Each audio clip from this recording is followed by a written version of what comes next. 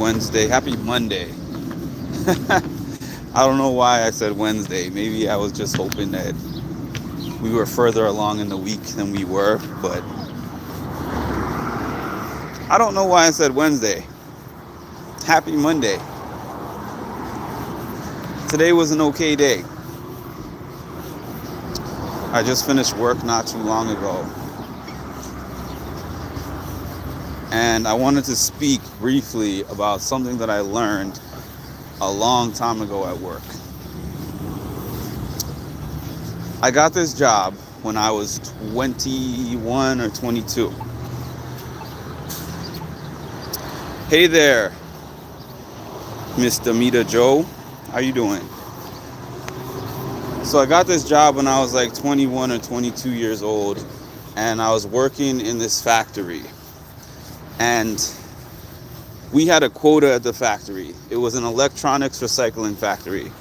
And what happened at that job is that we would get these big boxes of these electronics that people were recycling. And we would have to go through all the boxes and sort everything and separate it. And we were told that we have to produce a number of pounds per day. We were working on like an assembly line. So the number, I think, was about 8,000 pounds a day that we had to go through. And that sounds like a lot. It is a lot. It is a lot. 8,000 pounds that we had to sort through every day. Hey, Van Hoop. That's all right. Thanks for jumping in, even for a little bit. So we had to go through those 8,000 pounds. And I remember on my first day, they told me everything I had to do. We had to dismantle those old big wooden televisions. We had to dismantle those big office printers. We had to go through just big boxes of stuff. Hi, Colleen. Big boxes of stuff. And I remember the first day that I was on the job, they showed me what to do and told me my requirement. And I finished what I was supposed to do by 12 o'clock. So the boss came downstairs. He was like, how's everything going along, Mark? And I was like, I'm done. If looks could kill, everybody else on that assembly line wanted to kill me. And I'm looking around and I'm wondering to myself, why are they so mad for? They told me the job I'm supposed to do, and I did the job, and I'm finished. So I remember when the boss left, one of the other coworkers or one of my new colleagues, he pulled me aside and he was like, let me tell you something, Mark. Every single one of us here could finish the job just as fast as you finished the job. But if we do that, then they're going to make a new standard and give us more work to do. And I just thought to myself, that's just people being lazy. What are they talking about? Like, why would you come to the job and do the job really slow when you could just get it done and have something to do to fill your time? But that was me at that age, because I had not been in the workforce that long. And I didn't realize that you don't get rewarded with more money, you get rewarded with more work. So what ended up happening was, because my number was this high, now all of a sudden they started to look, because everybody was saying we can only do this much, and then they saw what I was doing, they raised the bar.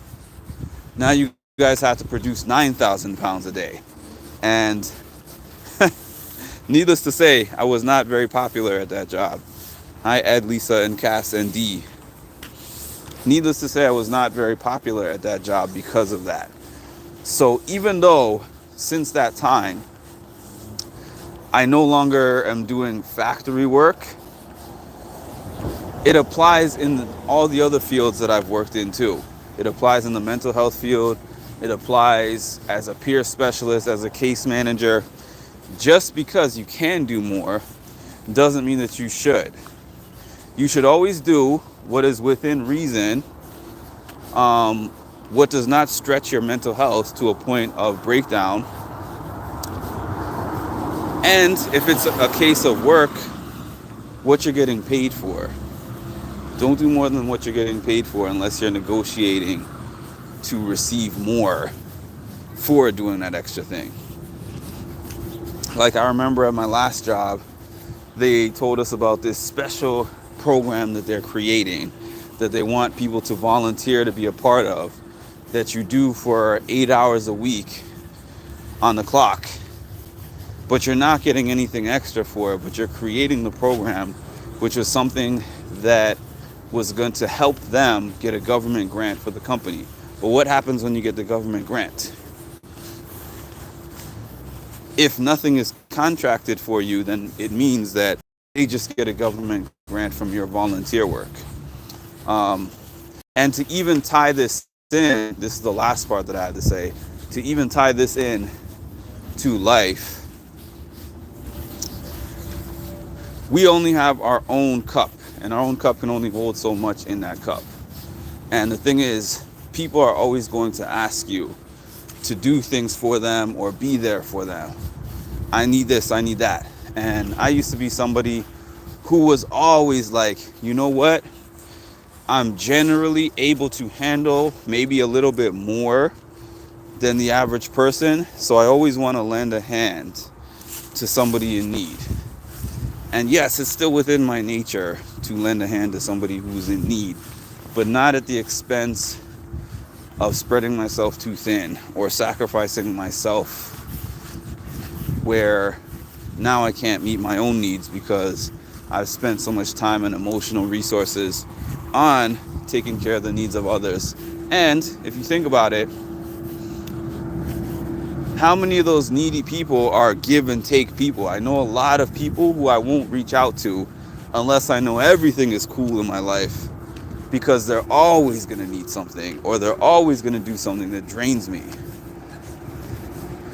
Whereas if it's a person who says, maybe today they have a need that I can help them with, and tomorrow they're helping me with a need that I have, it's easier not to give a F. Shout out to my favorite tumbleweed.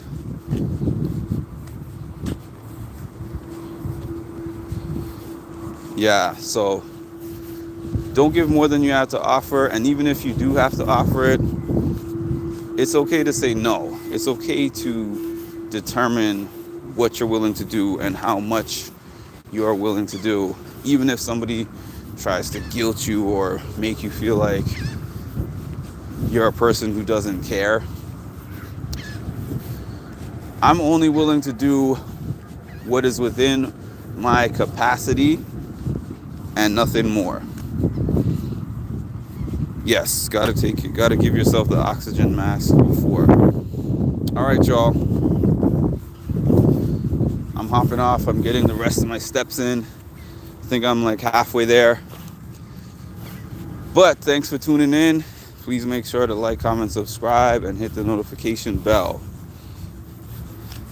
to get notified of when I drop some more great content.